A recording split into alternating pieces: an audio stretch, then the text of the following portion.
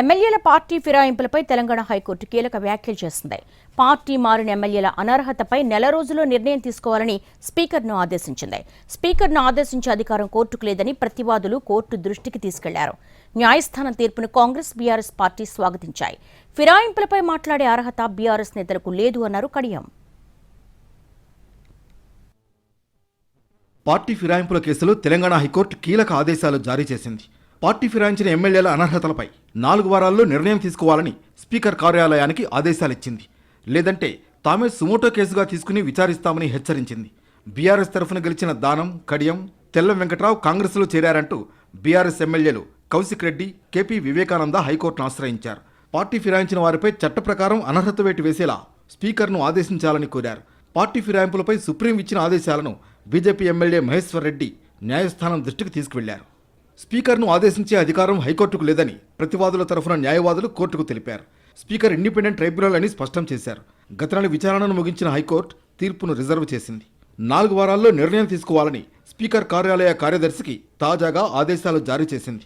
Party మారిన ఎమ్మెల్యేల అనర్హత పిటిషన్లకు సంబంధించి హైకోర్టు ఇచ్చిన తీర్పును గౌరవిస్తున్నామన్నారు కడియం శ్రీహరి. తీర్పుపై పూర్తి అధ్యయనం చేయాల్సి ఉందని, ఫిరాయింపులపై మాట్లాడే అర్హత బీఆర్ఎస్ నేతలకు లేదన్నారు. కోర్టు జడ్జిమెంట్ను పూర్తి స్థాయిలో అధ్యయనం చేసిన తర్వాత, న్యాయవాదులతోని పార్టీ పెద్దలతో మాట్లాడిన తర్వాత రాబోయే రోజులలో మన కార్యాచరణ ఎట్లా ఉండాలనేది నిర్ణయం తీసుకోవడం జరుగుతుంది. అందులో ఇది హైకోర్టు సింగిల్ జడ్జి ఇచ్చిన జడ్జిమెంట్.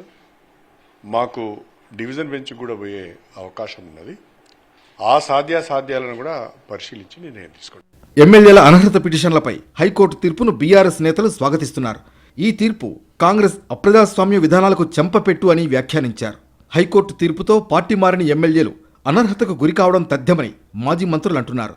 పార్టీ ఫిరాయించిన ఎమ్మెల్యేలు అనర్హతకు గురవుతారని, ఉప ఎన్నికలు రావడం తథ్యమని చెబుతున్నారు. 4 వారాల లోపల